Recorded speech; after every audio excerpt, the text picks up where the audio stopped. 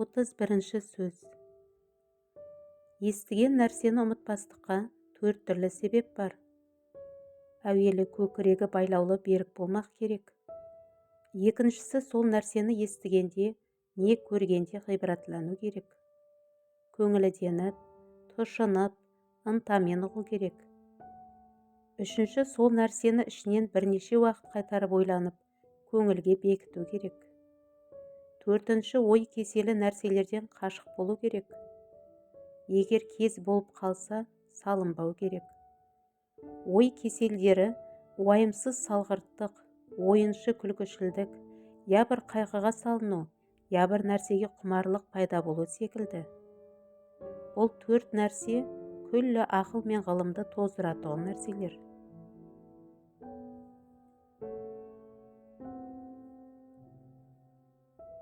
Екінші сөз. Білім ғылым үйренбекке талап қылушыларға әуелі білмек керек. Талаптың өзінің біраз шарттары бар. Оларды білмек керек. Білмей іздегенмен табылмас. Әуелі білім ғылым табылса, ондай-мұндай іске жаратар едім деп, дүниенің бір қызықты нәрсесіне де керек болар еді деп іздемекке керек.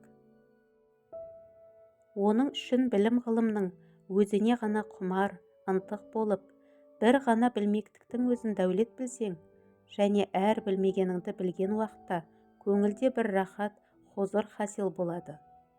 Сол рахат білгеніңді берік ұстап, білмегеніңді тағы да сондай білсем екен деп үміттенген құмар, махаббат пайда болады. Сонда әрбір естігеніңді, көргеніңді, көңілің жақсы ұғып, анық өз суретімен ішке жайғастырып алады.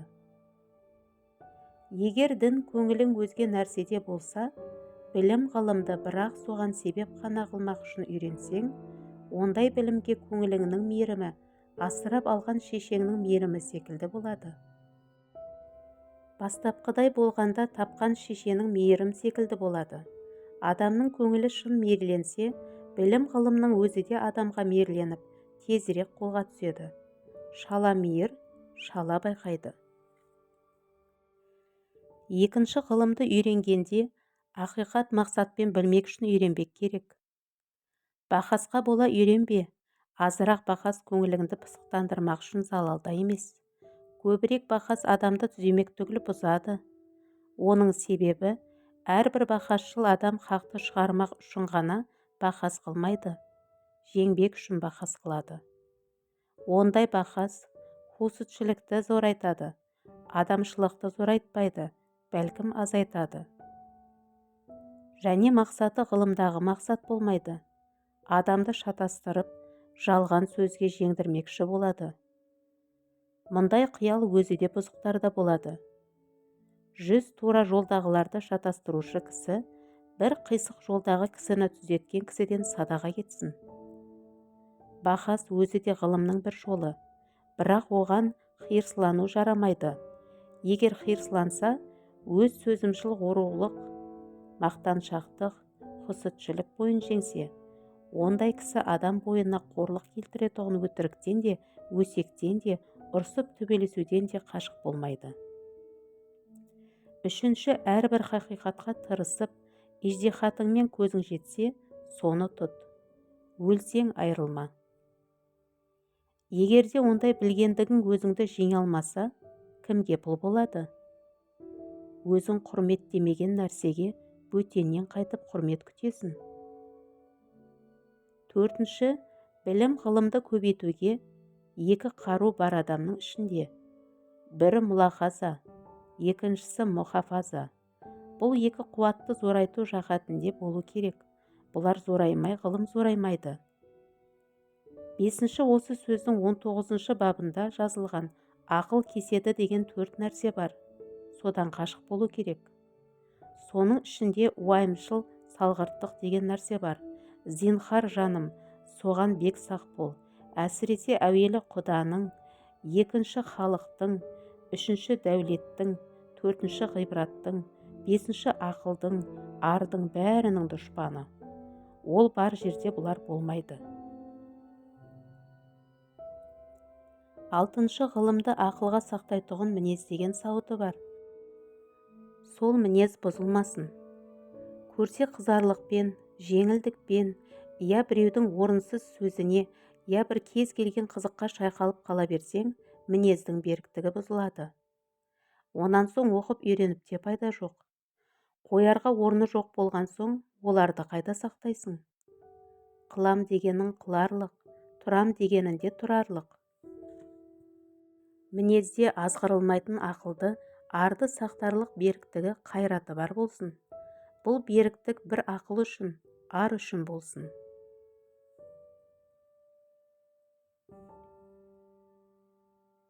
33-ші сөз. Егерде мал керек болса, қолөнер үйренбек керек. Мал жұтайды, өнер жұтамайды. Алдау қоспай адал еңбегін сатқан қолөнерлі қазақтың әулиесі сол. Бірақ Құдай тағала қолына аз-маз өнер берген қазақтың кеселдері болады. Әуелі бұл ісімді ол ісімнен асырайын деп, артық ісмерлер іздеп жүріп көріп, біраз істес болып, өнер арттырайын деп, түзден өнер іздемейді. Қолындағы аз-мұзына мақтанып, осы да болады деп, баяғы қазақтың талапсыздығына тартып, жатып алады. Екінші ерінбей істей беру керек қой. Бір-екі қара тапса, малға бөге қалған кісімсіп, маған мал жоқ па дегенде қылып, еріншектік, салдау, салғырттыққа, кербездікке салынады. Үшінші дархансың ғой, өнерлісің ғой, шырағым, немесе ағайке нең кетеді осы ғанамды істеп бер дегенде, маған да біреу жалынарлыққа жеткен екенмін деп мақтанып кетіп, пайдасыз алдауға, қу тілге алданып, өзінің уақытын өткізеді. Және анаған дүниенің қызығы алдауды білген дегізіп, көңілінде мақтандырып кетеді. Төртінші тамыршылдау келеді.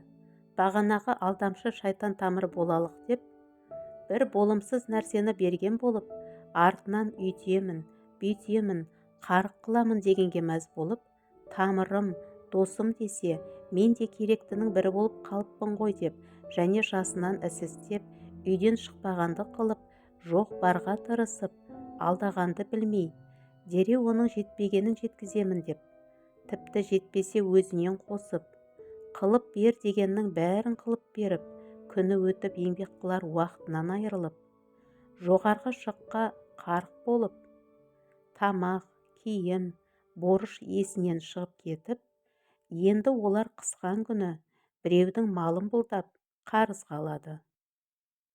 Оны қылып берейін, мұны қылып берейін деп, сонымен табысы құралмай, борышы асып, дауға айналып, адамшылықтан айырылып, қор болып кетеді. Осы несі екен? Қазақтың баласының өзі алдағыш бола тұрып, және өзі біреуге алдатқыш болатындығы қалай?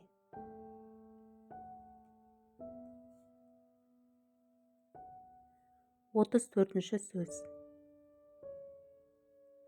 Жұрттың бәрі біледі өлетұғынын, және өлім үнемі қартайтып келмейтұғынын, бір алғанды қайта жібермейтұғынын. Қазақ осыған да амал жоқ нанады, анық өз ойына, ақылына тексертіп нанбайды, және хаммәні жаратқан Құдай бар.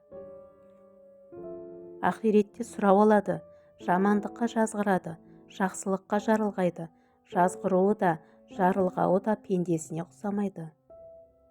Бегірек есепсіз қинауы да бар, бегірек есепсіз жеткізуі де бар деп, бәріне сендік дейді.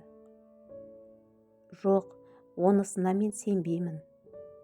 Олар сендім десе де, анық ақиқат көзі жетіп, ден қойып үйіп сенбейді. Ол екеуіне анық сенген кісіге уайым ойлап не керек? Осы екеуіне лайықты жақсылықты өздері де іздеп таба береді. Егерде осы екеуіне бұлдыр сеніп отырса, онда неге сендіре аламыз? Оны қайтып түзете аламыз. Оларды мұсылман деп, қалайша иманы бар ғой дейміз.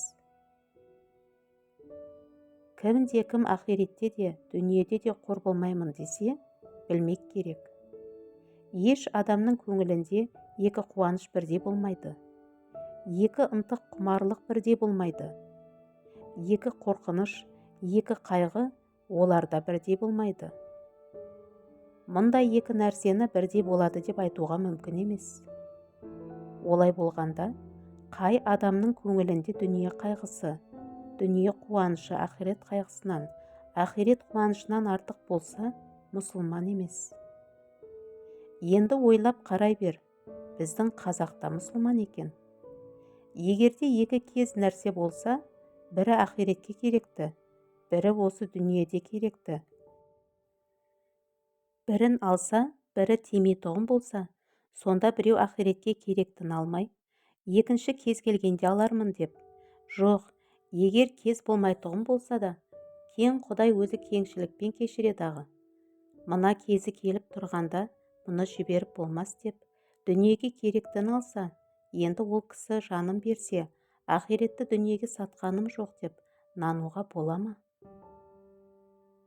Адам баласының бәрі дос. Не үшін десең, дүниеде жүргенде туысың, өсуің, тойуың, ашығуың, қайғың, қазаң, дене бітімің, шыққан жерің, бармақ жерің бәрі бірдей.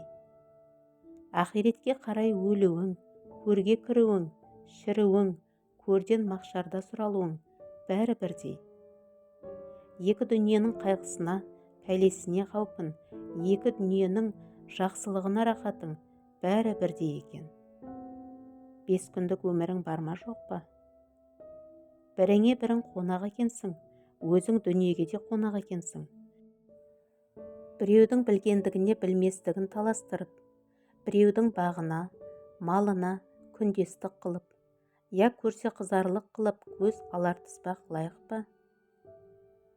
Тілеуді Құдайдан тілемей, пендеден тілеп, өз бетімен еңбегімді жандыр демей, пәленшенікін әпер демек, ол Құдайға айтарлық сөз бе? Құдай біреу үшін біреуге жәбір қылуына лайығы бар ма? Екі сөздің басын қосарлық не ақылы, не ғылымы жоқ. Бола тұра өзімдікін жөн қыламын деп, құр әй Тәңір-ай деп таласа бергеннің несі сөз? Оның несі адам? 35-ші сөз. Мақшарға барғанда Құдай тағала қажы, молда, сопы, жомарт, шейіт соларды қатар қойып сұрар дейді. Дүниеде ғиззат құрмет алмақ үшін қажы болғанды, молда болғанды, сопы болғанды, жомарт болғанды, шейіт болғандарды бір бөлек қояр дейді. Ақиретке бола бір ғана Құдай тағаланың разылығын таппақ үшін болғандарды бір бөлек қояр дейді. Дүние үшін болғандарға айтар дейді. Сендер дүниеде қажеке, молдеке, сопеке, мырзеке, батыреке аталмақ үшін өнер қылып едіңдер. Ол дүниең мұнда жоқ. Сендердің ол қызықты дүниең харап болған. Сонымен қылған өнерлеріңде бітті. Енді мұнда құрмет алмақ түгіл, сұрау беріңдер. Мал бердім, өмір бердім. Не үшін сол малдарыңды, өмірлеріңді, бетіңе ақиретті ұстап, дін ниетің дүниеде тұрып, жұртты алдамақ үшін сарып қылыңдар деп. Әне шын ниетімен орнын тауып, бір Құдайдың разылығы үшін өнер қылғандарға айтар дейді. Сендер бір ғана менің разылығымды іздеп, малдарыңды, өмірлеріңді сарып қылып едіңдер. Мен разы болдым. Сіздерге лайықты құрметті орным бар, дайын, кіріңдер. Һәм ол разылықтарыңнан басқа, осы мақшар ішінде сендердің осы қылғаныңа өзі қылмаса да, іші еріп ынтық болған достарың табылса, шапағат қылыңдар деп айтар дейді.